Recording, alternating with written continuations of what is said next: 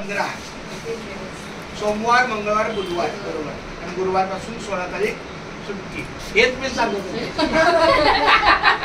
तर ऐका, सोमवारी पण पेपर आहे, मंगळवारी पण आपण आपल्या लेवलवर करू.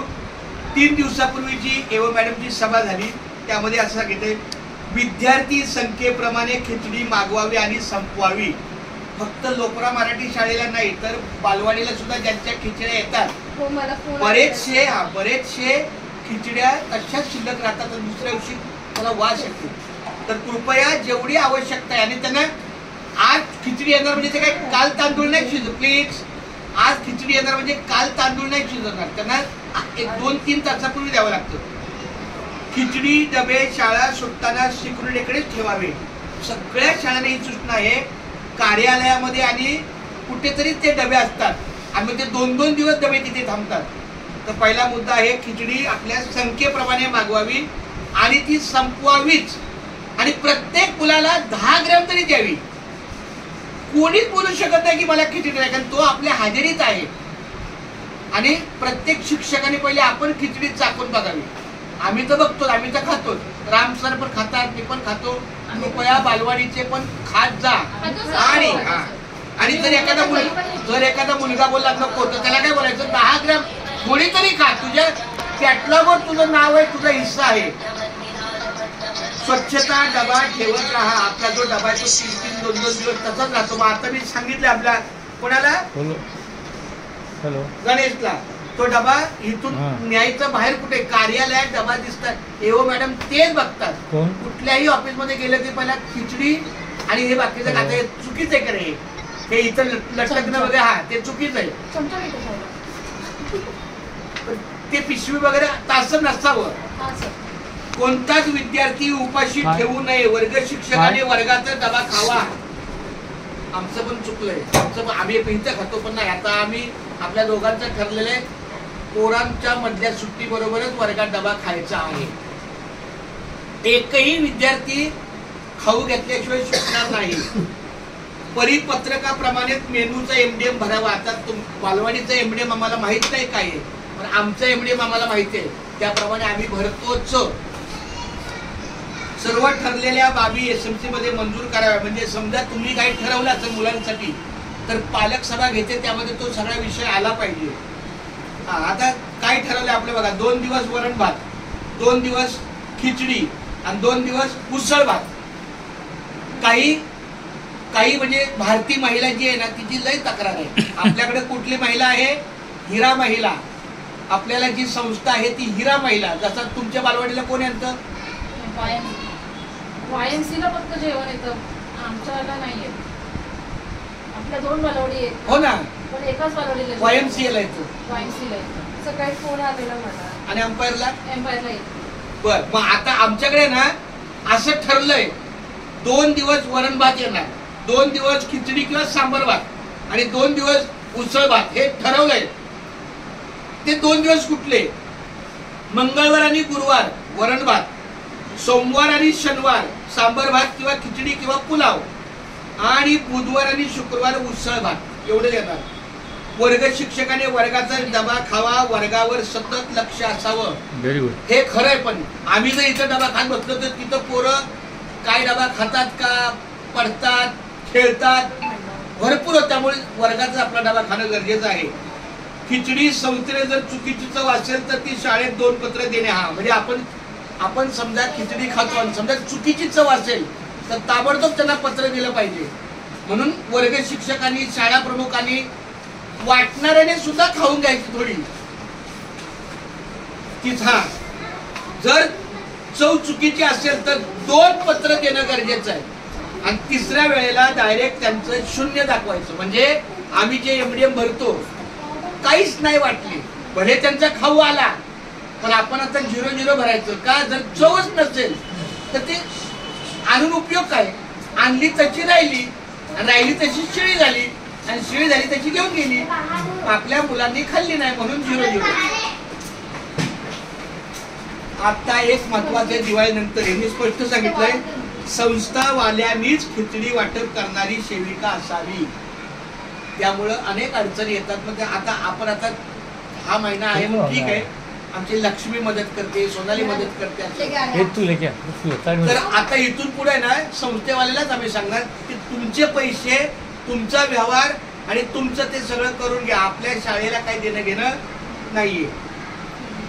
आपली जी किचन व्हिजिट झाली त्याचा बालवाडीने पण विचारलं की बालवाडीने पण व्हिजिट केली का, तुम्हाला ज्याची खिचडी येते ती कुठे शिजते. आम्हाला तर मग येत नाही YMCच्या कॅन्टीन मध्ये. तू कधी बघितली का जाऊन. मग त्याचा काय ह्याला गेलो, ट्रेनिंगला गेलो ना तिथूनच येते. हो पण मग एखादा फोटो बिटो काढला पाहिजे त्याचा. आता मी विचारलं म्हणून सोनाली मला सांगितलं, मग मला माहितीच नाही. मला पण तिथे विचारलं बालवाडीचं तुम्ही कोण गेलं, बोल मला आयडिया नाही बोललो. पण मी बोलत जाऊन आलोय. आमची खिचडी आहे ना हिरा मिष्टान आहे. हिरा महिला मंडळ ते दाढीवाले आहेत ना, ते मालक आहे तिथले, कार्यवाहक आणि मालक निलेश गांगुर्डे गाडी येतात ते 90 फीटला जे कुंभारवाडा. हा कुंभारवाडा, त्या कुंभारवाड्याला ते आपलं हे आहे, जागा आहे. आम्ही स्वतः बघून आलो. आमचे SMCचे अध्यक्ष जितेंद्र कुमार, आलोकनाथ आदित्य काय आदित्य जितेंद्र, मग त्याचे आदित्यचे वडील. बर, त्यांना देण्यासाठी पटसंख्या ही 1 ते 5 तारखेपर्यंतच असावी. त्यांच्या मनाप्रमाणे संख्या नाही द्यायची. आपण जो 1 ते 5 तारखेपर्यंत जो पट दिलाय ना तोच महिन्यापर्यंत त्यांना ठेवायचा आहे. सेवा पुस्तिका संपूर्ण झरक आहे आमच्यासाठी. म्हणजे आम्हाला जी सेवा पुस्तिका आहे, अजून तुमचं काही सेवा पुस्तिका, तुझी सेवा पुस्तिका सुरू केली असेल पण अजून काय नाही, तुमचं काय नाही. सेवा पुस्तिका आहे ना, आता शाळा प्रमुख आहे ना, तर 3 सेवा पुस्तिका आमचे 3 कर्मचारी आहेत. वाडेकर. बरं, मी असं काल ऐकलं की अस्वलेबाई पूर्णपणे काय म्हणतात त्याला आजारी आहेत. म्हणजे त्यांच्या रिक्त जागी मुलगा, पण ते होणार नाही केस, कारण याला अनुकंपा म्हणत. अनुकंपेला फक्त हमालच लागतो. अनुकंप म्हणजे माझ्या रिक्त जागी जर कोण असेल तर मी सुद्धा माझ्या जागी पोरगी किंवा पोरगा लागू शकत नाही, फक्त हमाल असं. आणि तिचं मेडिकल अनफिट दाखवलं, अस्वलेबाईचं मेडिकल अनफिट दाखवलं. काय असं बघा, मला एवढंच कळतं आपलं कोणी कोणा दुश्मन नाही, पण कुठेतरी परमेश्वर आहे आणि कुठे काहीतरी होतं. धुआं वही निकलता है जहाँ थोडी आग लागती है. जिथे आग नसेल ना तिथं धूर येतच नसतो. त्या अस्वलेबाईंनी सुद्धा कधी आपल्या कामाच्या ह्याच्यामध्ये दिरंगाईमध्ये, तुम्हाला माहिती आहे, म्हणजे प्रामाणिक काम केलं त्याचं फळ चांगलंच आहे. आपण जर पाट्यात टाकत गेलो तर आपल्या पण आयुष्यात पाट्यात होतात. त्यामुळं आता त्या घर बसल्या त्यांचा बिनपगारी वगैरे. बरं, थोडक्यात काय, जशा पद्धतीने तुम्ही पैसे स्वीकारले त्याच्यात 4 पटीने पैसे जाणार. मी जर आयता बसून पगार खाल्ला 1.25 लाख रुपये तर मला ते 5 लाखाला पचणार नाहीये. माझ्याकडून 5 लाख, आता मला महिन्याला पगार 1.25 लाख, 1,40,000, तर मला 6 लाख जाणार, कुठेतरी जाणार. का? कारण आता खरंच माझ्या स्वतःचे 13.5 लाखाला मी पोचलो या 20 वर्षात. 2006 ते 2025 या 20 वर्षात मी अशा काही गोष्टी वैयक्तिक लेवलला केल्या, पण तिथे मी फसलो. एका बिल्डरला 9.5 लाख रुपये दिले आणि तो संपला. पण मला एवढंच पण टेन्शन नाही आलं. का? मी एकच विचार केला, चंद्रकांत, कदाचित तुझ्या कमाईतली ती पैसे तुझ्या कष्टाचे नसते. तिथं तेवढं तुझं कष्ट नाही झालं. आणि खरंच रे, जे तुमच्या प्रामाणिक कामाचे तेवढे तुम्हाला लागतात, तेवढेच अंगी लागतात. आणि अशा वेळेला ते जातात त्या चुकीच्या. जर आपलं काम चुकीच्या वेळेच्या पद्धतीने केलं तर आपला त्याचा मोबदला चुकीच्या पद्धतीने जातो. मी स्वतः 13.5-14 लाखाला फसलोय, पण तरी मला दुःख नाही. का? कुठे तर मी चुकलो असेल. आपली जाणीव तशी ठेवावी. शिक्षण सेवकाचे टाचन वही आणि बालवाडी टाचन वह्या शाळा प्रमुखाने बघितल्याच पाहिजे. तर सोमवारी त्या निमित्तानं आपली व्हिजिट होणार आहे. आपल्याला उज्ज्वला कोंडा एओ मॅडमनी काय केलंय, मराठीचे BO उलट पाठवले. मी पण दुसऱ्या शाळेत जाणार आहे या 2-3 दिवसात. तिकडे पण 2 तरी येणार आहे. आलटून पालटून आम्ही तुमचं बघतो, तुम्ही आमचं बघा. मग मी तिकडे जर जागेदारपणा केला, सगळं चेक करायचं, इकडे पण तिकडे हाच आहे. त्यामुळं पण दाखवत म्हणजे सह्या असू द्या. फक्त माझं शाळा प्रमुखाने वर्ग शिकवला आता हे खरंच आहे, काय हरकत नाहीये.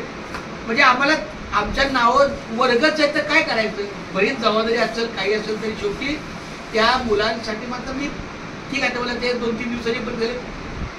नोव्हेंबर पासून जेव्हा आपली शाळा सुरू होईल, आपली शाळा कधी सुरू होणार आहे 3 नोव्हेंबरला आणि आपली सुट्टी लागणार आहे 16 ऑक्टोबरला. आणि 16 ऑक्टोबर गुरुवार आहे.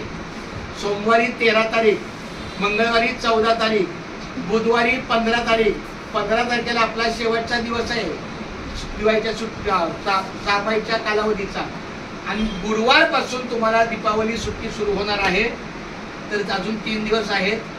बालवाडीतल्या लोकांनी फक्त बालवाडीचे ते कोणतरी येतील तुमच्या वया बघतील. कुठल्या माहिती आहे का एंट्री शनिवारी तुमच्याकडे वर्ग नसतो. मग तुम्ही नेमकं काय केलं. पण काहीतरी पाहिजे ना.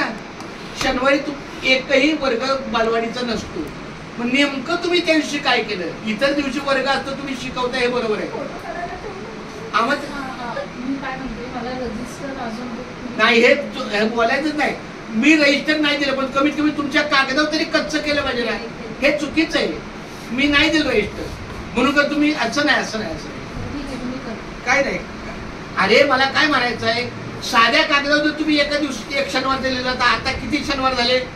कमीत कमी जुलै, ऑगस्ट आणि सप्टेंबर आणि ऑक्टोबर 4 चोक 16 त्यातला एक कमी करा 15 तर झाले. 15 नाही 12 तर झाले. जूनचे 2 शनिवार बरोबर आहे. जुलैचे 4 शनिवार, ऑगस्टचे 4 शनिवार आणि सप्टेंबरचे 3